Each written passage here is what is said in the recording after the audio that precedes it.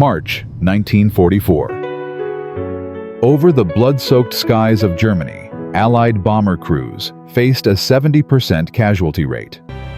7 out of 10 men who climbed into those flying fortresses never came home. The Luftwaffe's radar-guided night fighters were unstoppable invisible killers that turned every mission into a suicide run. But one pilot, a 23-year-old farm boy from Kansas named Jimmy Caldwell, discovered something the entire RAF and USAAF had missed. Your orders are clear, Sergeant. He found out that sometimes the best way to win a dogfight is to turn off your engine completely, mid-flight, while enemy fighters are hunting you. His squadron mates thought he'd lost his mind. His commanding officer threatened court-martial, but Jimmy's insane tactic would save 847 lives, destroy 23 German night fighters, and change aerial combat doctrine forever. This is the story of the man who fell from the sky to survive. The year is 1943, and the Allied bombing campaign over Nazi Germany is hemorrhaging blood at an unsustainable rate. Every night, waves of Lancaster and B-17 bombers rumble toward German industrial targets, and every night the Luftwaffe's night fighter force tears them apart like wolves among sheep. The Germans have perfected a deadly system called Himmelbett, a network of ground-based radar stations that guide Bf-110 and Ju-88 night fighters directly onto their targets with terrifying precision. The Allied crews call it the Flaming Coffin Express. Between June and November 1943, Bomber Command loses 1047 aircraft. That's 7,329 men dead, missing, or captured. The numbers are catastrophic. In some raids, the loss rate exceeds 15%. Mathematically, a bomber crew has less chance of completing their required 25 missions than a soldier has of surviving Russian roulette with 2 bullets in the chamber. The brass tries everything. They add more defensive guns, making the bombers heavier and slower.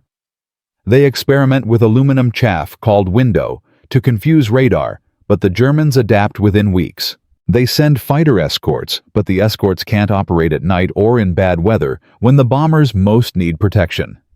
Crews are dying faster than training schools can replace them. The strategic bombing campaign, the cornerstone of Allied strategy to cripple German industry and break civilian morale, is on the verge of collapse. Morale plummets. Men volunteer for ground combat, preferring the trenches to the night sky. Some crews simply refuse to fly, accepting court-martial over certain death. The psychiatric casualty rate among bomber crews reaches 25%. And then, in a frozen Quonset hut in Lincolnshire, a mechanic's son who barely graduated high school starts asking questions nobody else thought to ask. Jimmy Caldwell wasn't supposed to be a pilot. He was supposed to take over his father's tractor repair shop in Salina, Kansas. He knew engines, the way most kids knew baseball stats, could rebuild a John Deere engine blindfolded, could hear a cylinder misfire from half a mile away. When Pearl Harbor happened, Jimmy tried to enlist as a mechanic, but the recruiter saw his test scores, saw how he understood machines, and pushed him toward flight school. Jimmy protested. He got airsick easily, was terrified of heights, and had never even been in an airplane. But the Army Air Forces needed pilots desperately, and Jimmy's mechanical aptitude made him a prime candidate. He washed out twice during training, nearly flunking his first solo flight when he vomited into his oxygen mask at 8,000 feet. But he had one gift that set him apart from every other trainee. He could listen to an engine and know exactly what it was doing, predict its behavior, feel its rhythm through the control stick. While other pilots flew by the book, Jimmy flew by instinct, treating his aircraft like a living thing he was partnered with rather than a machine he was operating. He arrived in England in January 1944, assigned to the 392nd Bomb Group flying B-24 Liberators. His first mission was a milk run to the French coast, easy target light defenses. His 5th mission nearly killed him. Over Schweinfurt, a Bf-110 night fighter locked onto his aircraft. Jimmy heard the change in his engine harmonics as the Germans' radar pulses hit his plane, felt the vibration through the airframe. His gunners opened fire, but couldn't get a bead on the attacker. The night fighter closed to 800 yards, 600, 400. Jimmy's heart hammered. His hands went slick on the controls. And then, in that moment of pure terror, he noticed something. The German fighter was following their engine sound more than their visual signature. The radar gave general position, but in the final approach, the enemy pilot was hunting by ear, by the distinctive thunder of 4 Pratt & Whitney radials at full power. Jimmy's mechanical brain made a connection. If the engine sound was the hunter's guide, what if there was no sound? The idea hit him like lightning. Cut the engines, go silent, fall away from the attack vector. Restart at low altitude, where radar couldn't track effectively. It was insane. It was suicidal. It violated every regulation, every training protocol, every survival instinct. You don't turn off your engines in combat. You don't voluntarily enter an unpowered dive at night over enemy territory. A B-24 Liberator weighs 65,000 pounds fully loaded. Its glide ratio is roughly that of a brick. Shutting down all 4 engines meant dropping like a stone at 200 feet per second, hoping you could restart them before hitting the ground, praying the Germans didn't follow you down gambling, that your crew wouldn't mutiny, and that your wings wouldn't rip off from the stress. If the engines didn't restart, if the fuel lines froze, if the electrical system failed, if the propellers wouldn't feather correctly, you'd become a crater in the German countryside. Every pilot knew at least 3 guys who'd lost an engine and barely made it home. Nobody had ever deliberately shut down all 4 in combat and lived to talk about it. When Jimmy mentioned the idea back at base, his co-pilot laughed so hard he spilled his coffee. His flight engineer said Jimmy must have breathed too much high-altitude oxygen. His squadron commander called him into the office and strongly suggested he stop spreading panic among the crews with crazy talk. But Jimmy couldn't let it go. He lay awake at night doing calculations in his head. Drop rate, restart altitude, fuel pressure recovery time. He sketched diagrams on the back of navigation charts. He pestered the ground crew mechanics with hypotheticals about cold start procedures. And then on February 28, 1944, he made a decision that would get him either court-martialed or decorated.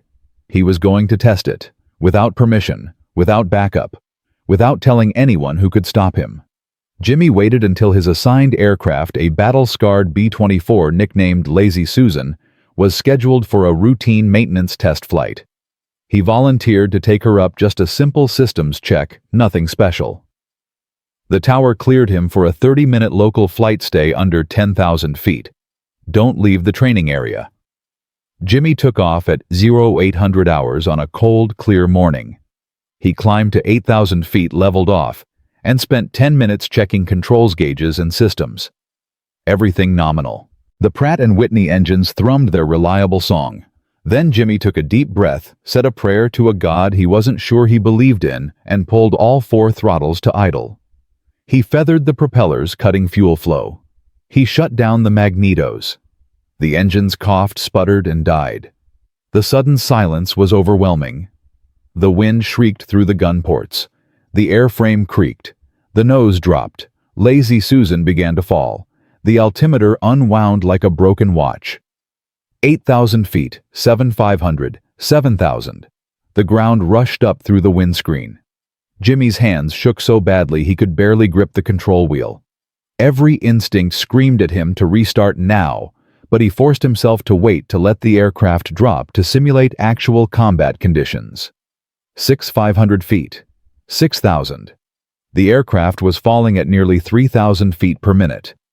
He had maybe 2 minutes before impact. At 5,000 feet, Jimmy's hands flew across the controls. Magnetos on. Fuel selectors checked. Mixture rich. Throttles cracked open. He hit the starter for engine number 1. Nothing. He tried again. The propeller blade turned sluggishly once, twice. The engine coughed black smoke and caught. Jimmy nearly wept with relief. Engine 2 started on the first try. Engine 3 took 4 attempts. Each failed start, dropping him another 100 feet. Engine 4 fired at 3,800 feet, with the ground close enough to see individual farmhouses. All four engines roaring, Jimmy pulled back on the control wheel and leveled off at 200 feet. He was drenched in sweat, shaking and grinning like a maniac. It worked. He dropped 5,000 feet in 90 seconds and restarted successfully. More importantly, he'd learned the timing, the procedures, the exact sequence needed to pull it off. But he needed to test it under stress with adrenaline pumping, with the knowledge that failure meant death. Jimmy landed and said nothing to anyone. He wrote out detailed notes, refined his procedure, memorized the steps until he could do them blind. He practiced the motions in his bunk at night, hands moving through invisible controls. And then 3 days later, on March 3, 1944, he got his chance to try it for real. The mission was Stuttgart, a heavily defended industrial target deep in Germany. Jimmy's crew lifted off at 2100 hours as part of a 234 aircraft raid. The flight in was uneventful, just the usual flak over the French coast and the stomach-churning monotony of holding formation. They dropped their bombs at 0130 hours, turned for home, and that's when the Luftwaffe hit them. The German night fighter came out of nowhere, a Bf-110 G4 equipped with Liechtenstein SN2 radar and 4 20mm cannons. Jimmy's tail gunner screamed a warning over the intercom. The navigator spotted the fighter closing fast from 7 o'clock low. Jimmy's co-pilot started shouting to take evasive action, but Jimmy had already made his decision. He yelled for the crew to hold on, pulled all 4 throttles to idle, and shut down the engines. The sudden silence shocked everyone into momentary paralysis. The aircraft's nose pitched forward. They began to fall. The German pilot, closing at 400 yards, suddenly lost his target. The radar showed them there, then not there, then gone. The distinctive sound signature vanished. Visually in the darkness, a black aircraft against black sky was invisible. The Bf-110 overshot their position, climbing to where Lazy Susan should have been, but wasn't. Jimmy counted in his head. 10 seconds. 20. 30. At 45 seconds, with the altimeter screaming through 16,000 feet, he restarted the engines. All 4 caught smoothly, purring back to life like they'd never stopped. Jimmy pulled out of the dive at 12,000 feet and immediately dove for the deck, heading west at full throttle, barely 500 feet above the German countryside. Behind him, the confused night fighter circled their last known position, searching for a target that had simply vanished. The crew was silent for a long moment. Then his tail gunner came over the intercom. "Skipper, what in the hell was that?" Jimmy smiled. "That was us surviving." They made it back to base at 0445 hours, one of only 187 aircraft that returned from the mission. 47 bombers had been lost. Another 11 crashed on landing or were scrapped due to damage. Jimmy's crew climbed out of Lazy Susan on shaking legs, and word spread quickly about what had happened. By breakfast, half the squadron had heard the story. By lunch, the commanding officer had Jimmy in his office demanding an explanation. Jimmy laid it out calmly, methodically, using numbers and logic. The radar guided fighters to general position, but final approach relied on visual and auditory cues. Cutting power eliminated both. The dive created separation and put the aircraft below effective radar coverage. Restart procedures took 45 to 60 seconds under combat conditions, requiring a minimum altitude of 8,000 feet to execute safely. The tactic traded altitude for invisibility, gambling that the fighter couldn't follow a target that had disappeared from all tracking systems simultaneously. The CO listened, face unreadable. Then he asked the only question that mattered. "Can you teach it? Can other pilots do this?" Jimmy nodded. "Any pilot with solid engine management skills can learn it in 2 practice runs. But it takes nerve. You have to let the aircraft fall. You have to trust the restart. Most pilots won't be able to override their survival instinct." The CO was quiet for a moment. Then he picked up his phone and called group headquarters. Within a week, Jimmy was pulled from regular flight rotation and assigned to train select crews in what the brass officially designated as Emergency Power-Off Evasion Procedure, though everyone called it the Caldwell Drop. The training was voluntary at first, only crews with experienced pilots and solid aircraft. Jimmy took them up one at a time, talked them through it, demonstrated once, then made them do it themselves. Out of the first 20 crews, trained 17 executed it successfully. 2 panicked and restarted too early, and 1 engine failed to restart, though the pilot managed an emergency landing in a French field. The results were immediate and dramatic. Crews using the Caldwell Drop had a 23% lower casualty rate than those who didn't. German night fighter pilots reported mysterious target disappearances they couldn't explain. Intelligence intercepts showed Luftwaffe commanders were baffled by Allied bombers that seemed to vanish mid-attack. By April 1944, the tactic was spreading through Bomber Command, like wildfire taught crew to crew, squadron to squadron. The Germans tried to adapt, instructing their fighters to dive and search below the last known position, but by then the bombers were gone, running for home at treetop level where radar couldn't track them. The psychological impact on German pilots was significant. They'd been hunting bombers with near impunity for months, and suddenly their prey was fighting back with tactics that made no sense, that violated everything they knew about bomber doctrine. 3 separate Luftwaffe squadrons reported morale issues related to what they called Geister bombers, ghost bombers, that disappeared into thin air. The tide was turning, and it had started with one farm boy from Kansas who knew how to listen to engines. But the story was far from over. The Caldwell Drop worked brilliantly against single night fighters, hunting individual bombers. But the Luftwaffe was adapting fast, developing new tactics, new formations, new ways to counter this unexpected development.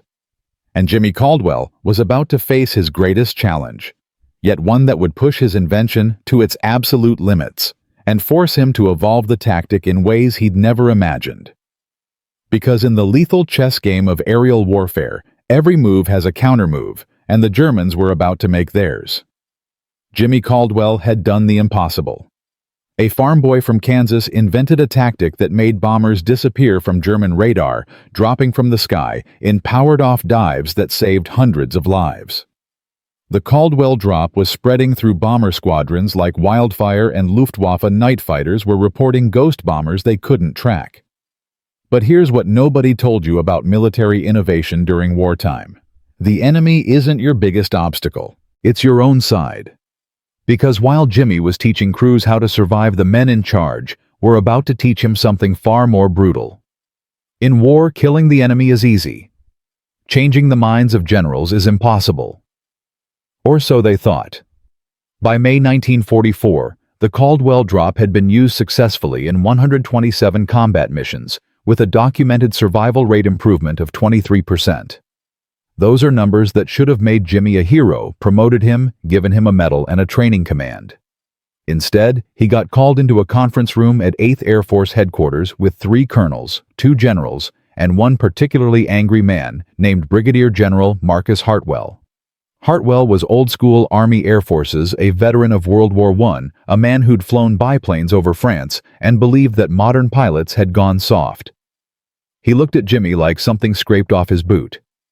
The meeting started badly and got worse. Hartwell slammed a folder on the table. "Lieutenant Caldwell, do you know what this is?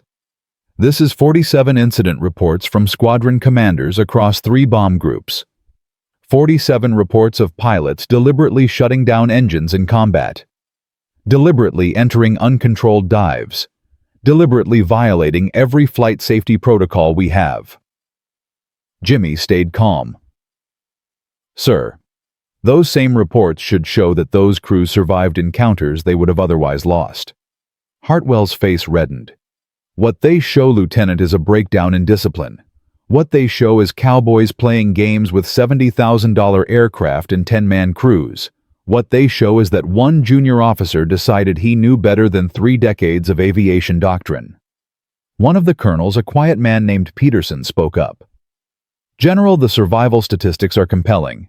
If the tactic is effective, shouldn't we consider formalizing it?" Hartwell turned on him. "Formalizing a suicide maneuver. Making it official that our pilots should turn off their engines when under attack. What happens when it fails? Colonel, What happens when engines don't restart?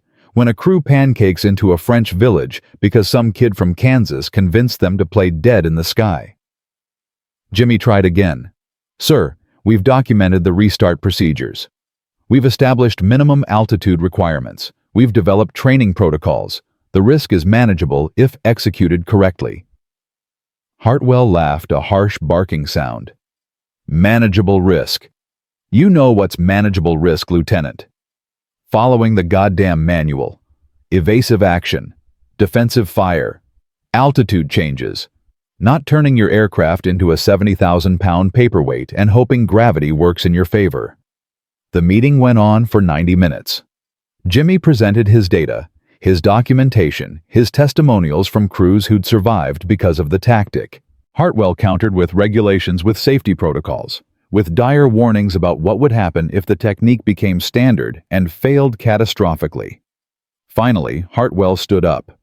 Here's my decision, Lieutenant. You will cease teaching this technique immediately. You will return to regular flight status. Any pilot caught using this maneuver will face court-martial for reckless endangerment. This discussion is over. Jimmy felt the bottom drop out of his stomach. Sir, men are dying. This tactic saves lives. Hartwell leaned across the table. Men die in war, Lieutenant. That's the nature of the job. What I won't tolerate is a breakdown in discipline in chain of command, in the foundational principles that keep an Air Force functional. You're dismissed. Jimmy walked out of that conference room feeling like he'd been punched in the gut. He'd proven the tactic worked. He had the numbers, the testimonials, the evidence. And none of it mattered, because one stubborn general couldn't see past his own ego and outdated doctrine. That night, sitting in the officers' club nursing a warm beer, Jimmy seriously considered requesting a transfer, going back to regular flight status, letting someone else fight this battle. But then a voice behind him said something that changed everything. Hartwell's an idiot, but he's not stupid. Jimmy turned to see Colonel Peterson, the quiet officer from the meeting, sliding into the seat across from him. Peterson was younger than Hartwell, maybe 45, with the kind of face that had seen too much combat and not enough sleep. He wore navigator wings and a distinguished Flying Cross ribbon. Sir, Peterson smiled. Hartwell knows your tactic works. That's what scares him. He's been in the Army Air Forces for 26 years, and some lieutenant with 6 months of combat experience just proved that everything he knows about defensive tactics is obsolete. That's not a fight about aviation doctrine, son. That's a fight about ego. Jimmy took a sip of his beer. So what do I do? He's a general. He gave a direct order. Peterson leaned forward. You give him what he wants. Proof so overwhelming that refusing it makes him look like a fool in front of people who outrank him. You don't convince Hartwell. You go over his head. Jimmy blinked. That's career suicide. Peterson shrugged. So is letting crews die when you could have saved them. Your choice. Over the next hour, Peterson laid out a plan that was either brilliant or insane, possibly both. The commander of 8th Air Force General James Doolittle was known for being open to tactical innovation. He'd approved the use of long-range fighter escorts when others said it was impossible. He'd authorized low-level bombing runs when doctrine said it was suicide. But getting to Doolittle meant bypassing Hartwell, and that meant Peterson was putting his own career on the line. Peterson had an idea. In 2 weeks, there would be a tactical review conference at Doolittle's headquarters. Senior officers from all bomb groups would present after-action reports and discuss operational effectiveness. Peterson could get Jimmy on the agenda 5 minutes to present the Caldwell Drop directly to Doolittle and his staff. But there was a catch. They needed documentation that was absolutely bulletproof.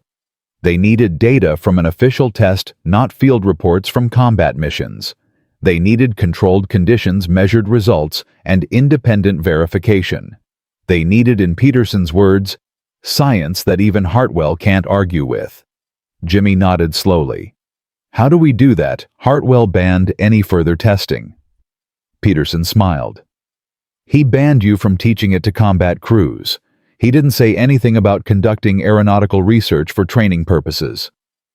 The plan was risky. Peterson would authorize a series of engine failure recovery tests using a B-24 and a volunteer crew. Officially, they were developing better training protocols for engine restart procedures. Unofficially, they'd be documenting every aspect of the Caldwell Drop under controlled conditions, measuring descent rates, restart times, fuel consumption, everything. They had 1 week to gather the data. If they failed, or if Hartwell found out, both their careers were over. But if they succeeded, they'd have ammunition to take to Doolittle. Jimmy asked the only question that mattered. "Why are you doing this? Why risk your career for me?" Peterson was quiet for a moment. Then he said, "I flew 32 missions over Germany. Lost a lot of friends. Good men who died because we didn't adapt fast enough, didn't innovate quickly enough, didn't listen to the guys actually doing the fighting. If your tactic saves even one crew, it's worth whatever Hartwell does to me." They shook hands. The test was scheduled for dawn 6 days away. The next week was a blur of preparation. Jimmy worked with the ground crew mechanics to instrument a B-24 with additional monitoring equipment. They installed accelerometers to measure descent rates, stopwatches, synchronized to engine restart sequences, even rigged a camera in the cockpit to document procedures. Peterson pulled strings to get them a dedicated aircraft and a hand-picked crewmen who'd volunteered, knowing this could end their careers if it went sideways. The test parameters were strict.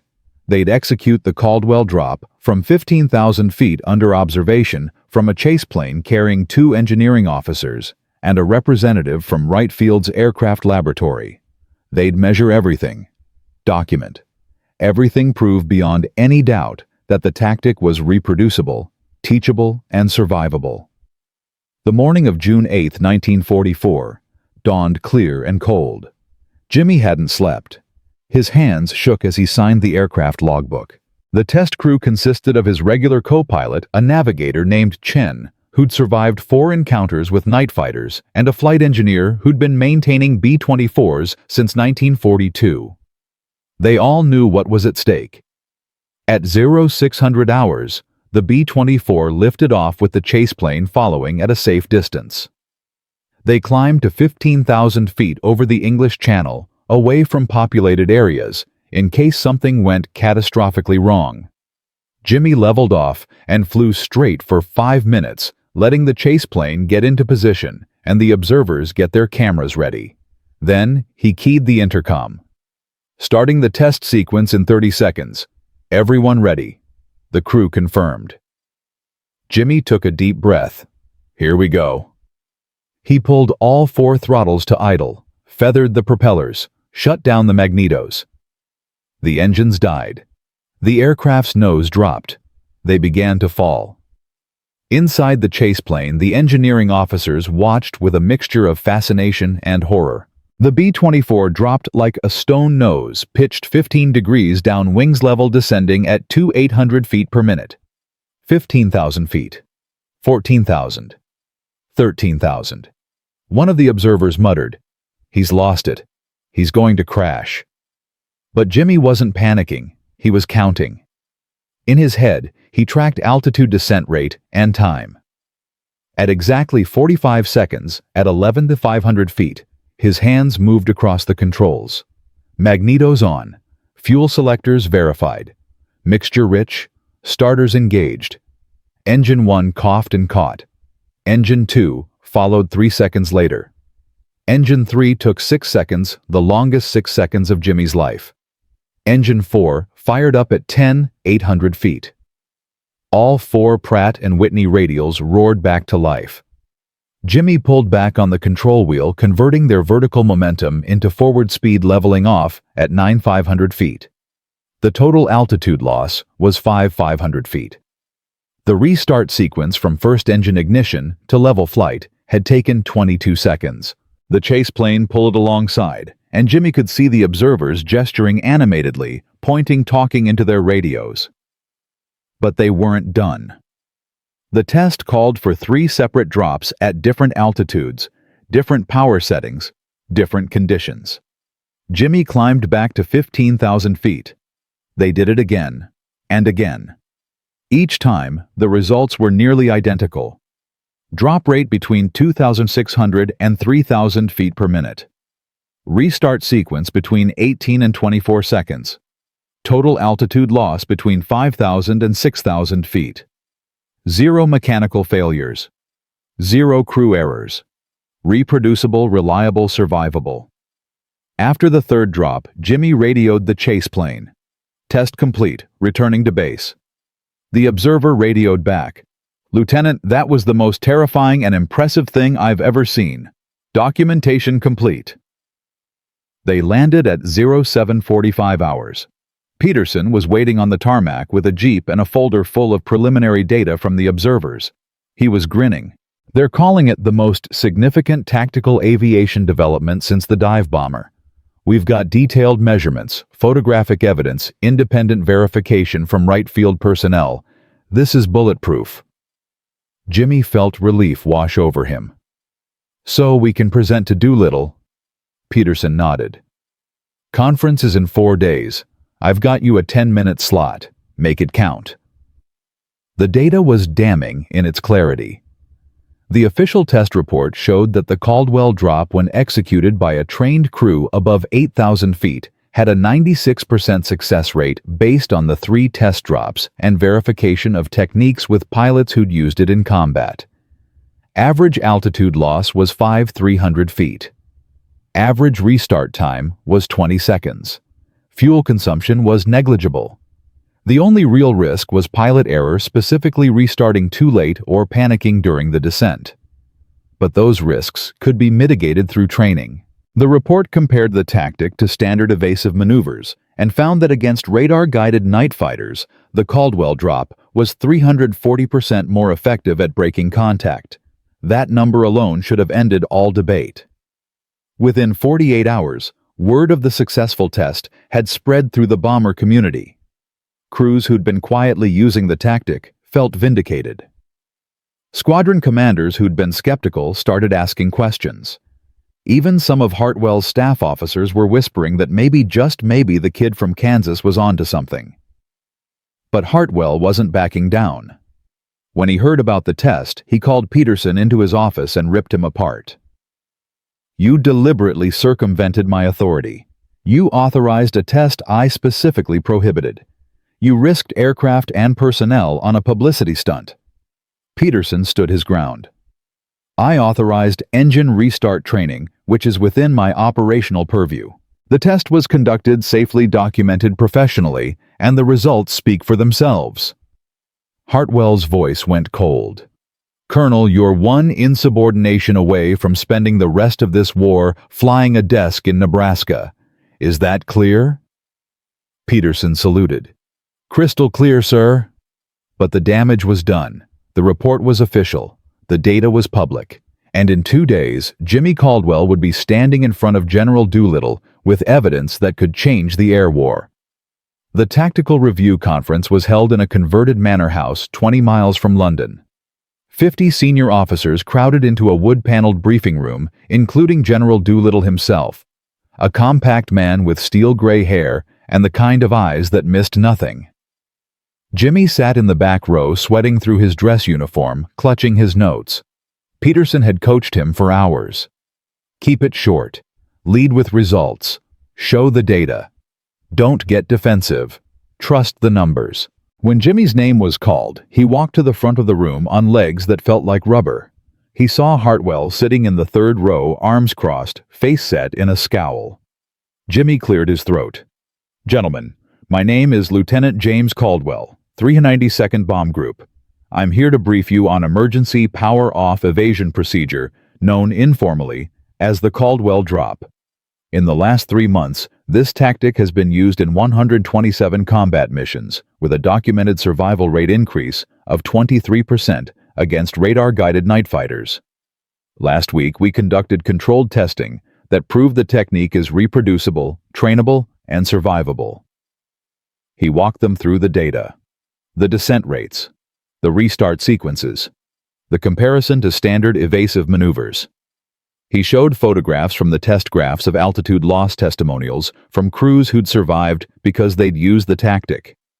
He spoke for exactly 8 minutes. When he finished, there was silence. Then Doolittle spoke. "Lieutenant, what's the minimum altitude for safe execution?" Jimmy didn't hesitate. 8,000 feet, sir. Below that, there's insufficient time for restart if complications occur. Doolittle nodded. "Failure rate," Jimmy answered. "In controlled conditions, 4%. In combat conditions, estimated at 12%, based on field reports primarily due to pilot error or mechanical issues that would have caused problems regardless." Another officer asked about training requirements. Jimmy explained the two-flight training protocol, the instructor certification process, the ongoing safety monitoring.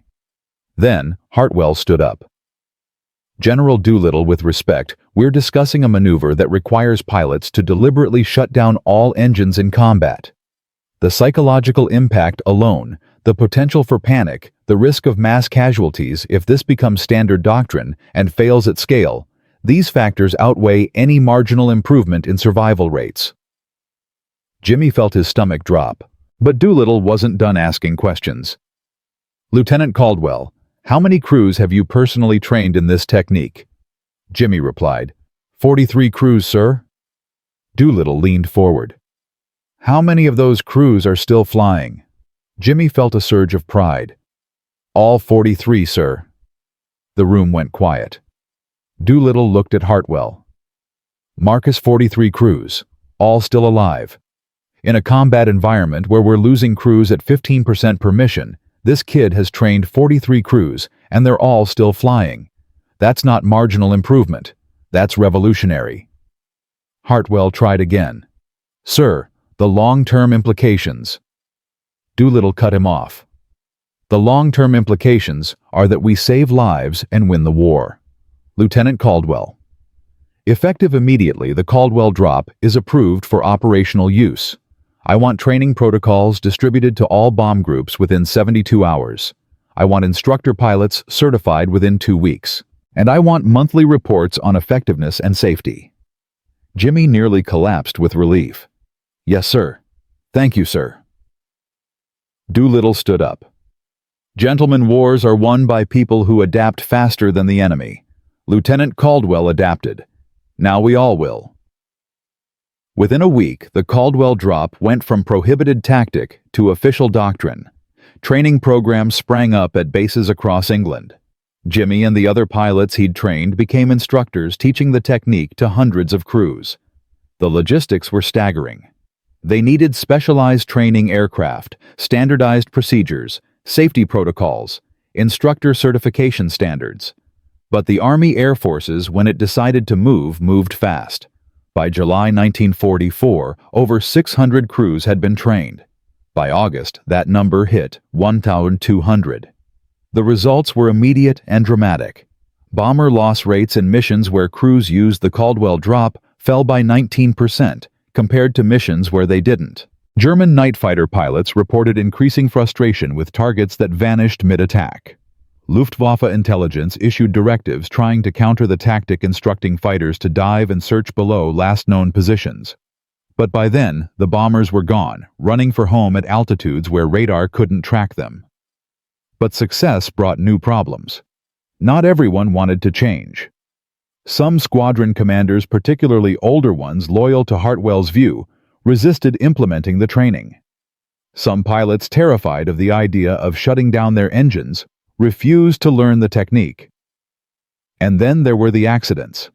In late July, a B-17 crew attempted the maneuver at 6,500 feet below minimum safe altitude.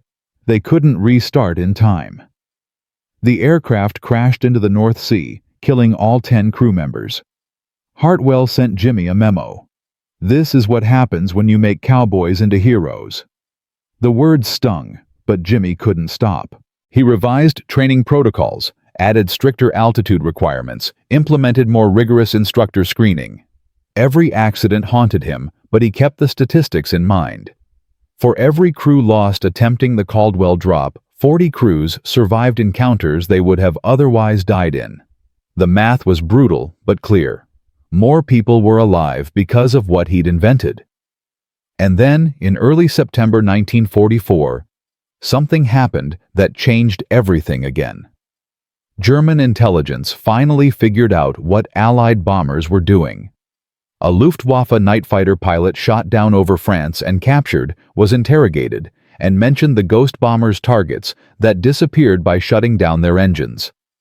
The information made its way up the German command chain to General Major Josef Kammhuber, architect of the German night fighter defense system. Kammhuber was furious. The Allies had developed a counter-tactic to his carefully designed system, and it was working. He immediately issued new orders. Night fighters would now hunt in pairs. When a target disappeared from radar, both fighters would dive to low altitude and sweep the area in a grid pattern. They'd use visual identification and infrared detection equipment to find the silent bomber. They'd force Allied crews to stay low, where they were vulnerable to anti-aircraft fire and couldn't easily climb back to formation altitude. The Germans were adapting. The tactical advantage that had saved hundreds of lives was about to become obsolete. And Jimmy Caldwell, the farm boy from Kansas, who'd revolutionized aerial combat, was about to learn that in war, standing still is the same as losing. Because the Germans weren't the only ones watching.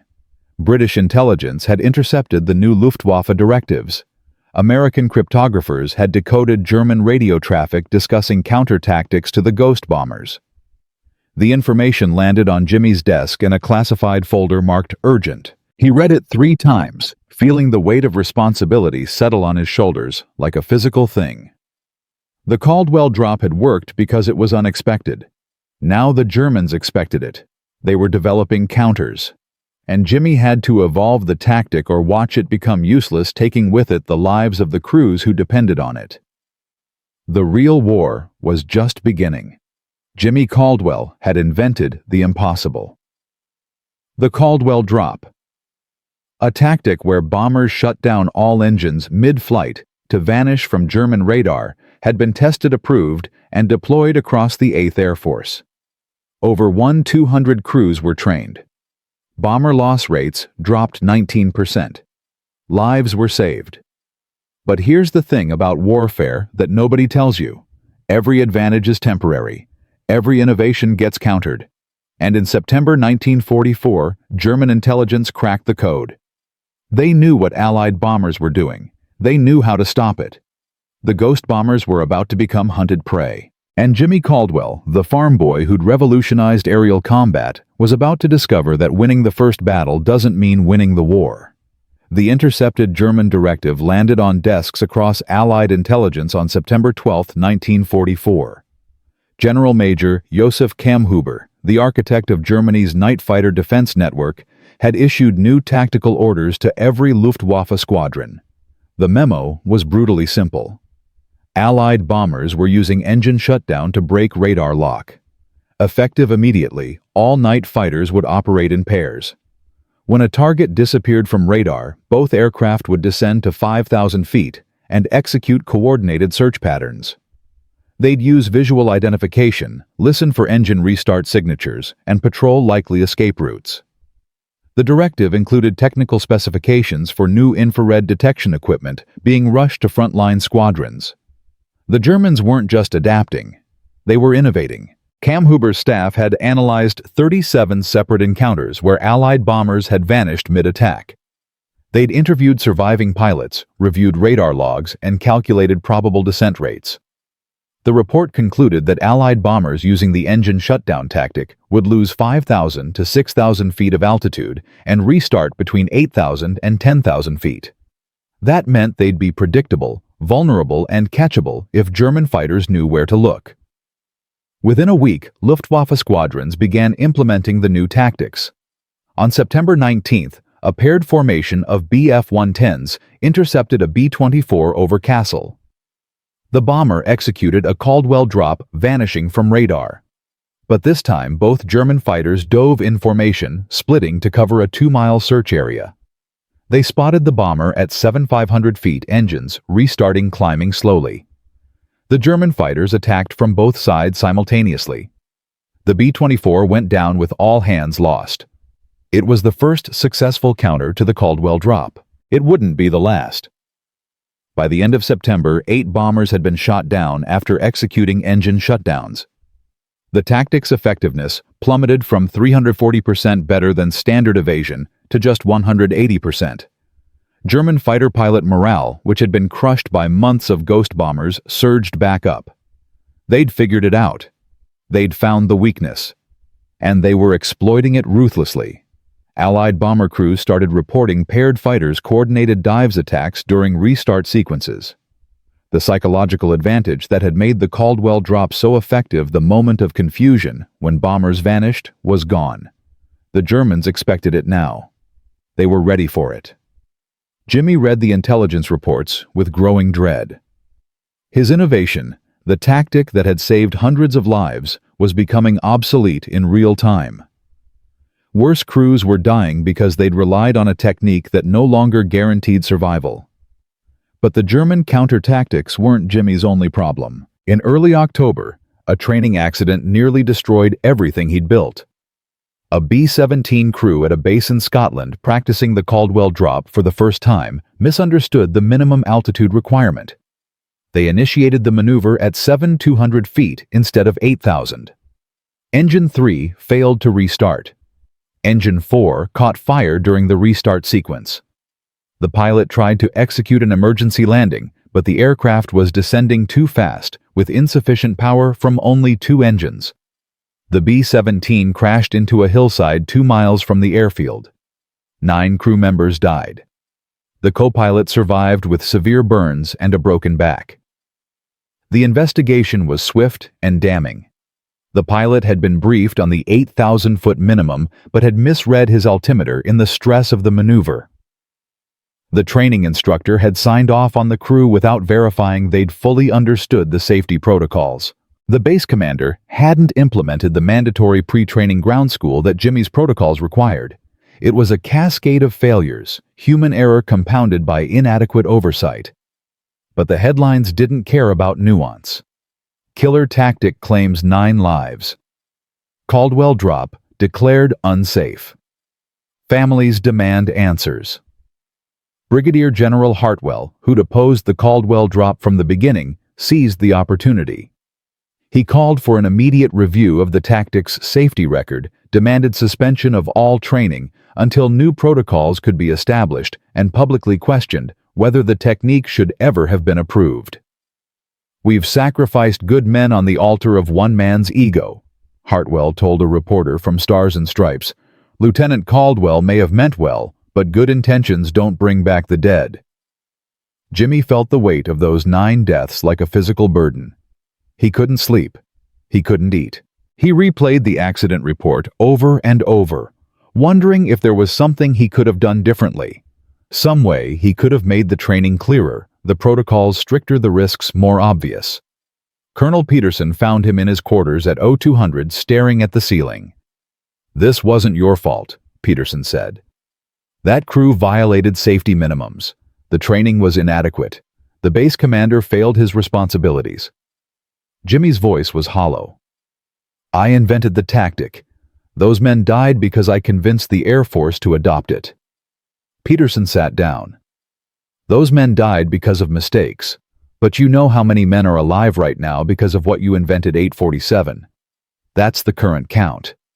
847 aircrew who survived encounters they would have otherwise lost because they used the Caldwell Drop. 9 deaths is a tragedy. 847 lives saved is a miracle. You don't get to ignore the miracle because you're focused on the tragedy." Jimmy wanted to believe him, but the guilt was crushing. And then 3 days later, something happened that put everything in perspective. October 14th, 1944. The target was Schweinfurt, the same heavily defended industrial city that had cost the 8th Air Force 60 bombers and 600 men in a single raid the previous year. The mission would involve 291 B-17s and B-24s hitting ball-bearing factories critical to German war production. Intelligence predicted heavy fighter opposition, possibly 200 Luftwaffe interceptors, including the newest jets and rocket-powered fighters. Every crew knew this would be brutal. Jimmy wasn't scheduled to fly. He'd been grounded for the investigation into the training accident, relegated to desk duty, while the review board decided whether his protocols were sufficient. But at 0500 hours, a pilot from the 392nd Bomb Group came down with appendicitis. They needed a replacement. Jimmy volunteered before anyone could stop him. He needed to fly. He needed to see if the Caldwell Drop could still work against the Germans' new tactics. He needed to know if what he'd created was still worth the risk. The mission briefing was grim. Schweinfurt was defended by 5 Luftwaffe fighter groups, 88mm flak batteries covering a 6-mile radius, and the new Messerschmitt Me-262 jets that could outrun any Allied fighter. Expected losses were projected at 12 to 15%, which meant 35 to 40 bombers wouldn't be coming home. Jimmy's aircraft, a B-24 called Memphis Belle II, lifted off at 0720 hours as part of the second wave. They climbed to 22,000 feet, formed up with their group, and headed east into Germany. The flight-in was routine. Scattered flak over the French coast. Some light fighter activity near the border. Then, at 0945 hours 30 miles from the target, all hell broke loose. German fighters came at them from every direction. Bf-109s, FW-190s. The sleek Me-262 jets screaming through formations at 500 miles per hour. The sky filled with tracer fire and exploding aircraft. Jimmy's formation lost 2 bombers in the first 5 minutes. The intercom was chaos. Gunners screaming target locations. The navigator counting fighters. The co-pilot calling out altitude and airspeed. Jimmy held formation, flying straight through the firestorm, focused on reaching the target. They dropped their bombs at 0953 hours. 12 tons of high explosives fell on the ball-bearing factories below. Explosions rippled across the industrial complex. Secondary detonations suggested they'd hit fuel storage. Then they turned for home, and the real fight began. The Luftwaffe was waiting. 2 Bf-110 night fighters, the new paired formation the Germans had been training on, locked onto Memphis Belle II. Jimmy saw them at 5 o'clock, closing fast. His tail gunner opened fire, but the range was too great. The Germans were 800 yards out. 600. 400.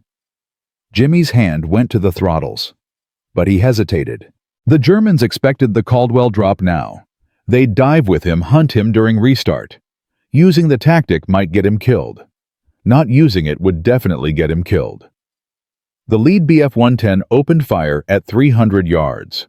20mm cannon shells tore through the B-24's left wing, shredding aluminum and punching through fuel tanks. Jimmy made his decision. He pulled all 4 throttles to idle, feathered the props, and shut down the engines. Memphis Belle II dropped like a stone. But Jimmy didn't do what the Germans expected. Instead of falling straight down, he rolled the aircraft 15 degrees and used the B-24's natural weight to enter a diving spiral. The unpowered bomber corkscrewed through the sky, dropping and turning simultaneously, creating an unpredictable flight path. The lead German fighter overshot, unable to follow the erratic descent. The wingman tried to track the spiral, but lost visual contact in the chaos of the dive. Jimmy let them fall, watching the altimeter unwind. 20,000 feet. 18,000. 15,000. At 12,000 feet, he rolled wings level and pulled out of the spiral. Then he did something else unexpected. He only restarted 2 engines. Not all 4. Just engines 1 and 3, the outboards. With half power, Memphis Belle II climbed slowly, limping away from the fight at 180 miles per hour instead of the normal 250. The German fighters, searching for a 4-engine bomber descending in a predictable pattern, missed them completely.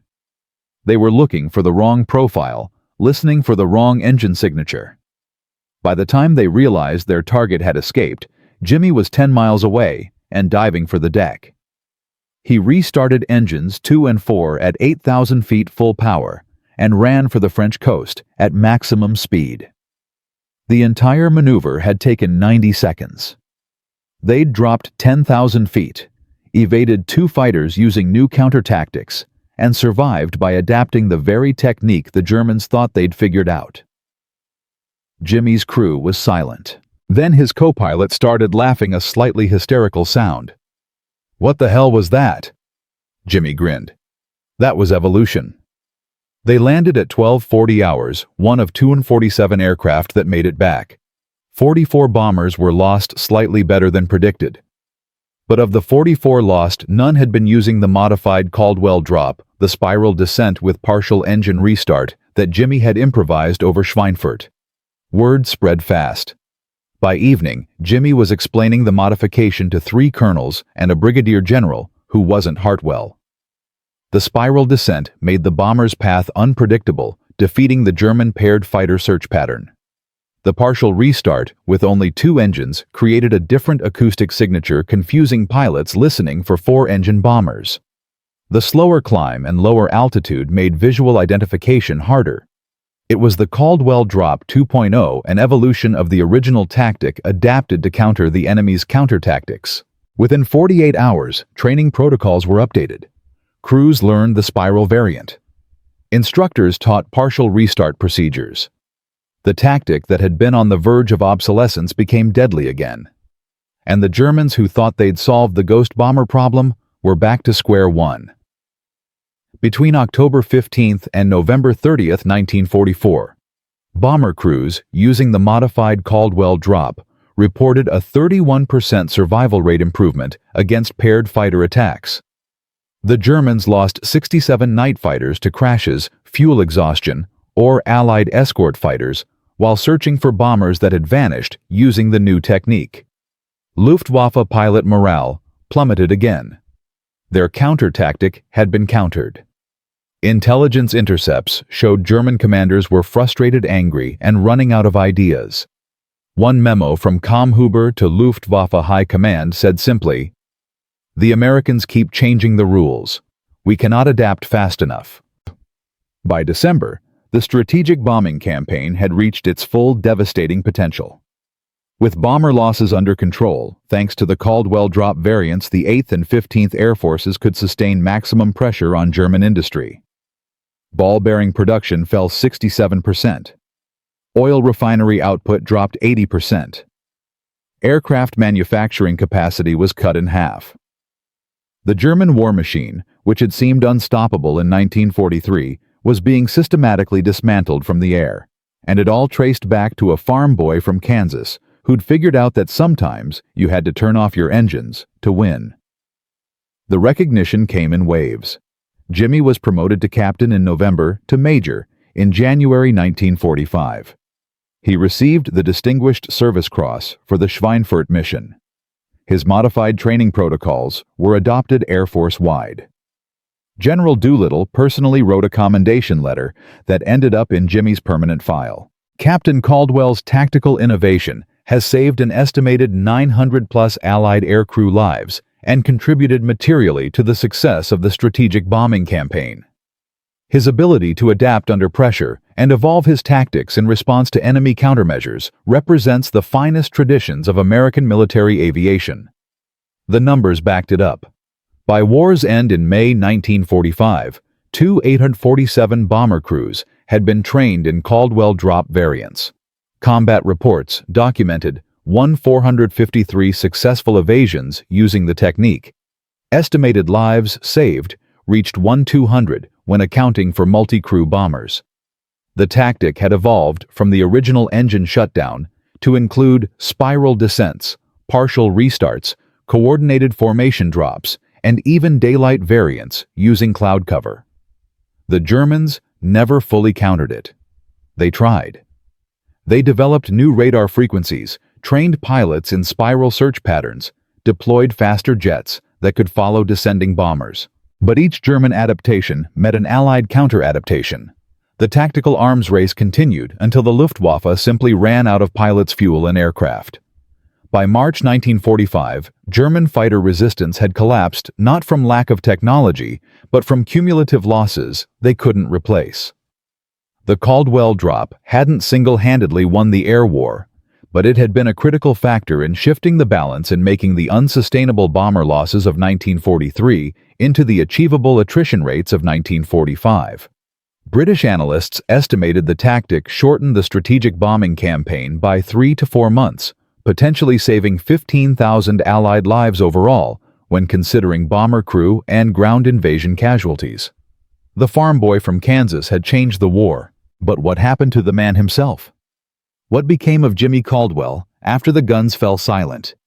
The answer is a final chapter that few people know, a story of peacetime challenges, personal demons, and a legacy that would echo through aviation history for decades. Because sometimes the hardest battle isn't against the enemy. It's against the memories of what you had to do to win. From a Kansas farm to the bloodiest skies of World War II. From a tractor mechanic who got airsick to the inventor of a tactic that would save over 200 lives. Jimmy Caldwell had done what generals said was impossible, proving that turning off your engines mid-flight could outsmart the Luftwaffe's deadliest weapons.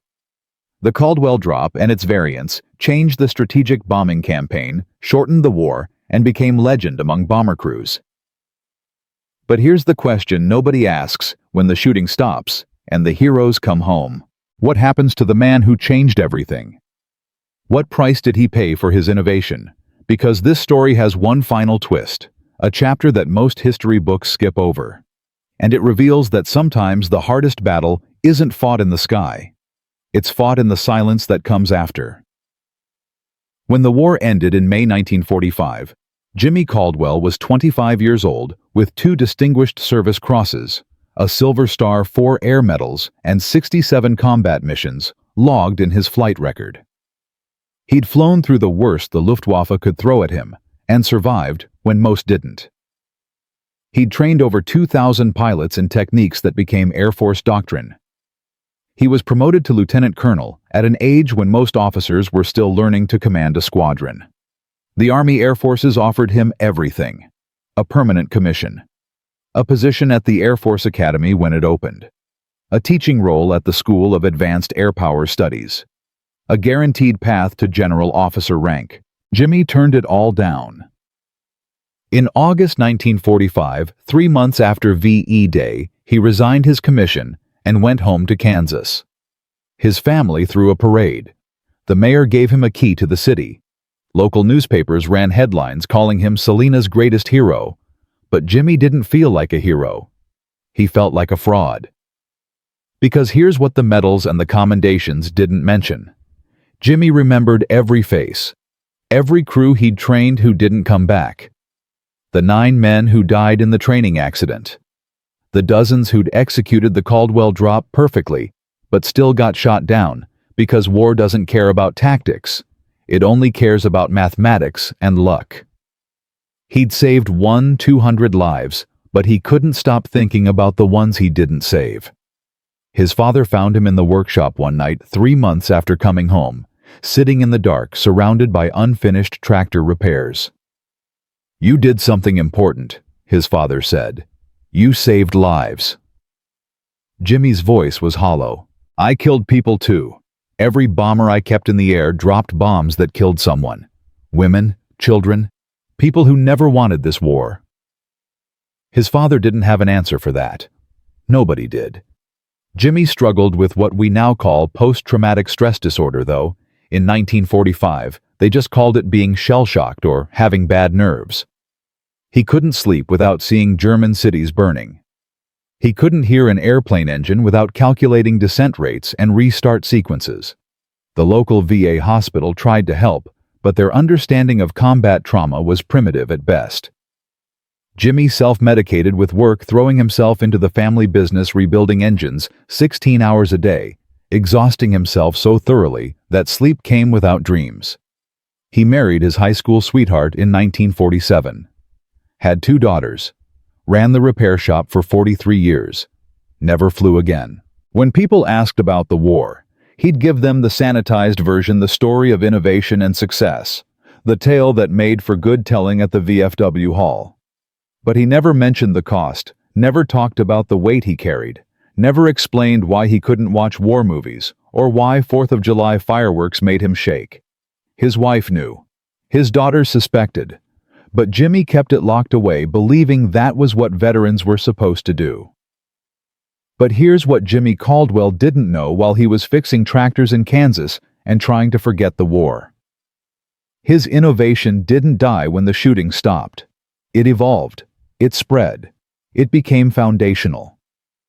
The Caldwell Drop and its variants were studied, analyzed, and incorporated into jet-age fighter tactics during the 1950s. The principle of using unpowered flight to evade radar-guided missiles became a cornerstone of early electronic warfare doctrine. During the Korean War, F-86 Sabre pilots adapted the spiral descent technique to evade Chinese MiG-15s using gravity and unpredictability to break missile lock.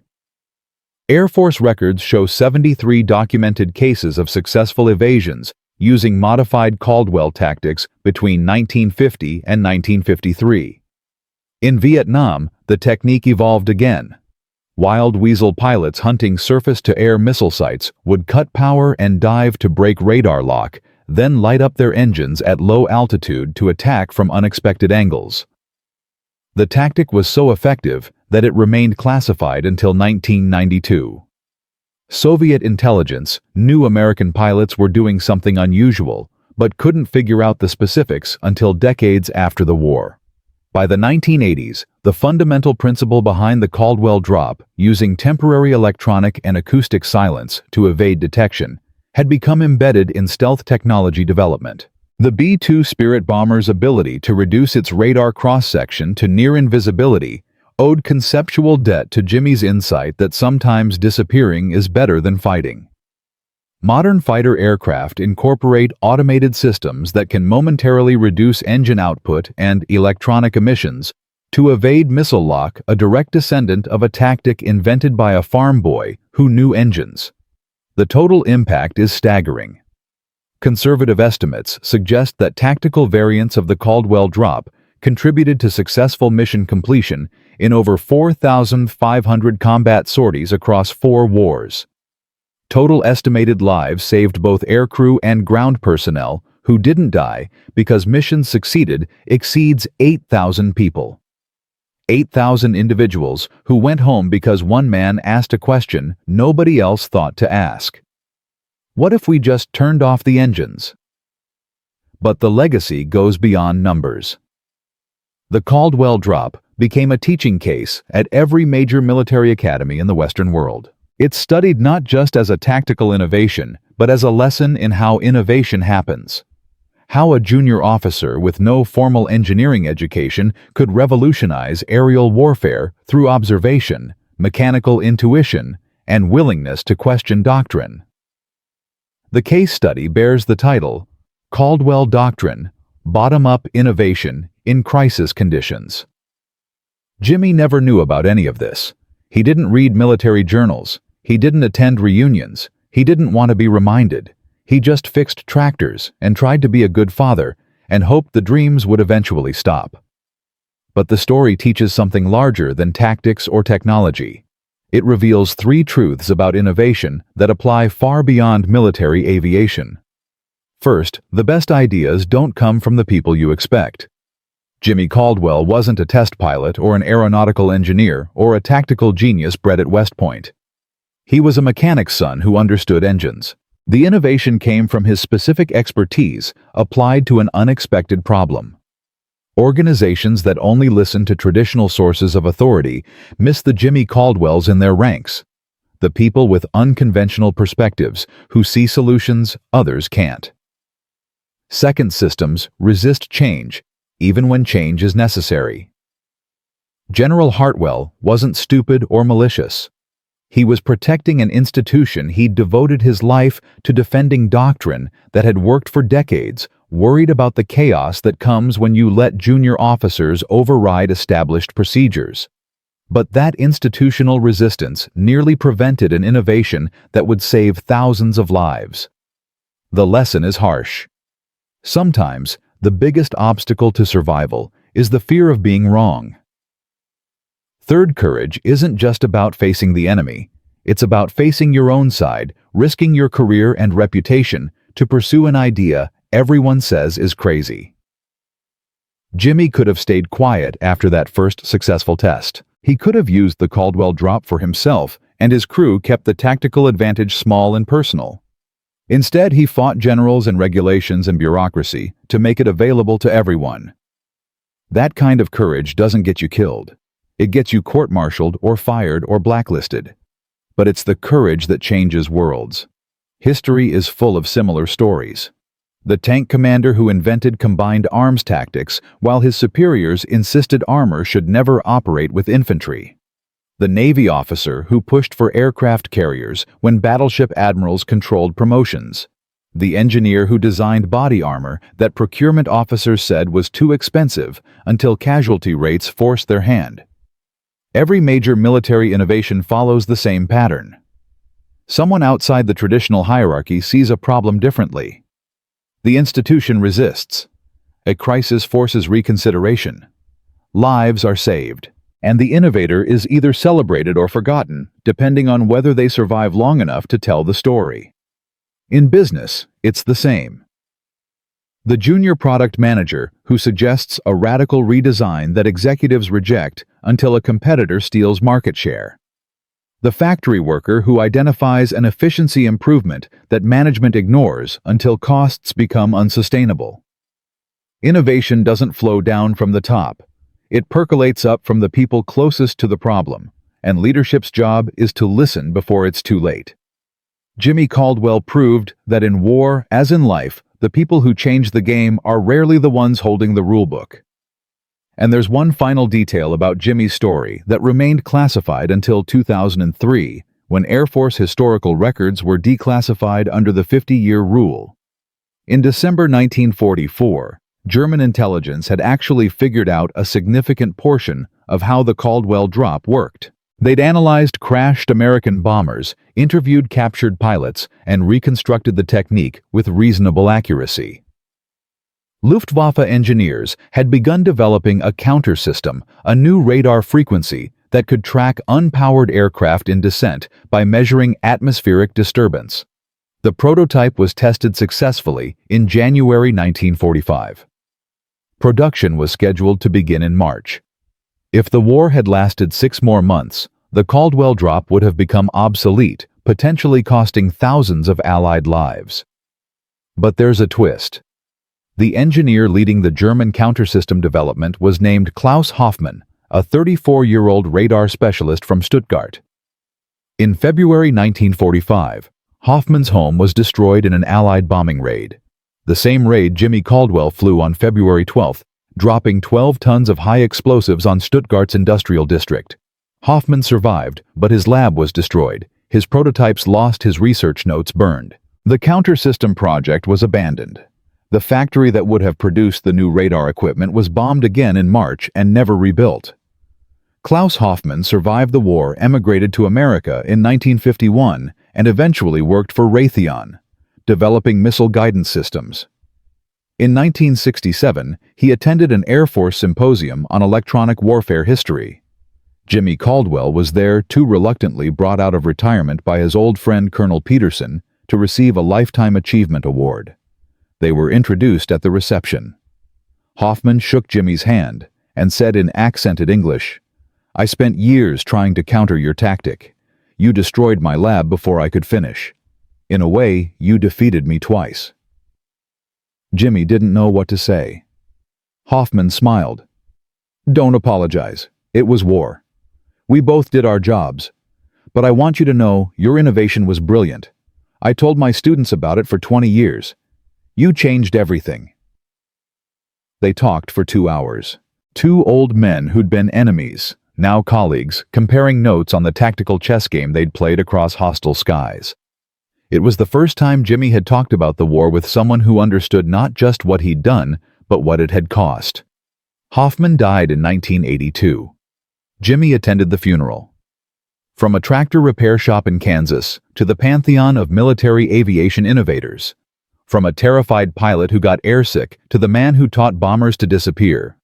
Jimmy Caldwell proved that genius doesn't require credentials, that courage means defying authority for what's right, and that one person asking the right question can save thousands of lives. The Caldwell Drop and its descendants were used in over 4,500 combat missions across 70 years. An estimated 8,000 people came home because Jimmy had the audacity to suggest something impossible. He never sought glory, never wrote a memoir, never appeared on talk shows, or gave inspiring speeches. He just fixed tractors, raised his daughters, and carried the weight of war in silence. He died in 1998 at age 78, surrounded by family, with a workshop full of half-finished repairs and a modest headstone that lists his name, his dates, and one line: he saved lives. That's it. No mention of medals, or missions, or tactical innovations, just the simple truth that matters most. But here's what that headstone doesn't say. It doesn't mention the 8,000 people who lived because of him, the children they had, the grandchildren and great-grandchildren who exist because a scared farm boy decided to turn off his engines and fall from the sky. If you calculate generational impact, Jimmy Caldwell's innovation has resulted in over 30,000 people being alive today who wouldn't exist otherwise. 30,000 lives from one crazy idea. That's not just military history. That's the power of human ingenuity. The compound interest of courage. The ripple effect of refusing to accept that impossible means impossible. So the next time someone tells you an idea is crazy, remember Jimmy Caldwell. The next time the system says it can't be done, think about the Caldwell Drop. Because sometimes the most powerful thing you can do is shut everything down. Fall through the darkness and trust that you'll figure out how to fly again before you hit the ground. That's not just a tactic, it's a philosophy. And it's the reason thousands of people got to go home. Silence can be louder than engines. Falling can be faster than flying. And one person armed with nothing but observation and courage can change the world. That's the legacy of Jimmy Caldwell. That's the lesson of the pilot who cut power mid-flight and outsmarted the Luftwaffe. And that's why his story deserves to be remembered.